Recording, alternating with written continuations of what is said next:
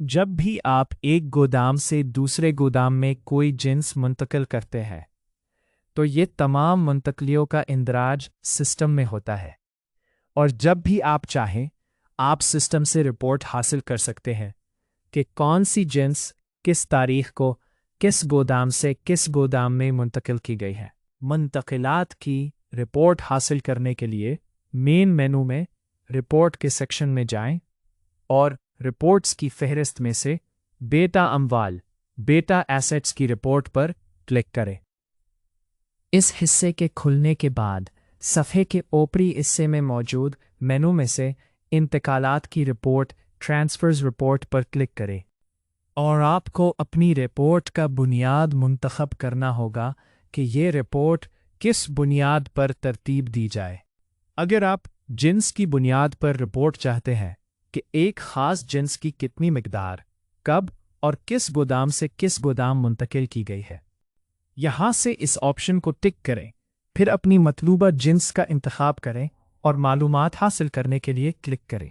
और अगर आप ऐसा रिपोर्ट चाहते हैं जो गोदाम की बुनियाद पर हो, यानी किसी ख़ास गोदाम से कौन सी अशिया कितनी तादाद में और किस गोदाम में मुंतकिल की गई हैं, तो इस ऑप्शन को टिक करें और मालूमात हासिल करने गेट इन्फॉर्मेशन पर क्लिक करें और थोड़ी देर के इंतज़ार के बाद आपकी रिपोर्ट तैयार हो जाएगी। इस रिपोर्ट में हर मुंतकली को एक हिस्से के तौर पर रिपोर्ट किया जाएगा जिसमें जिन्स का नाम, जिन्स का बारकोड, गोदाम में उस जिन्स की आमद की तादाद, गोदाम से उस जिन्स के अखराज की तादाद और मुंतकली की नौयत यानी जिन्स की आमद है या अखराज शामिल होगी। गोदाम मबदा यानी वो गोदाम जहाँ से ये माल मुंतकिल किया गया है। गोदाम मकसद यानी वो गोदाम जहाँ ये माल मुंतकिल किया गया है।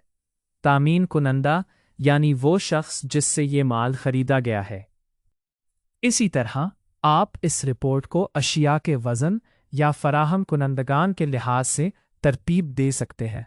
मसलन मैं इस रिपोर्ट को सप्लायर्स तामीन कुनंदगान के लिहाज से तरतीब देना चाहता हूँ। मैं सप्लायर के साथ लगे निशान पर क्लिक करता हूँ और तमाम रिपोर्ट सप्लायर्स के लिहाज से तरतीबवार हो जाती है। कॉलमों के दिखाने के ऑप्शन से आप गैर ज़रूरी हिस्सों को हज़फ कर सकते हैं या मतलूबा हिस्सों को शामिल कर सकते हैं। मिसाल के तौर पर अगर मैं बारकोड से टिक हटा दूं तो आप जो देख रहे हैं उसमें बारकोड रिपोर्ट से गायब हो जाएगा।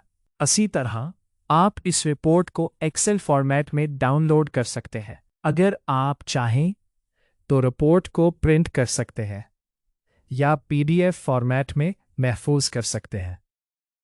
मनी बॉक्स अकाउंटिंग सिस्टम में ट्रांजैक्शन रिपोर्ट हासिल करने का तरीका ये था। आपकी तवज्जो का शुक्रिया।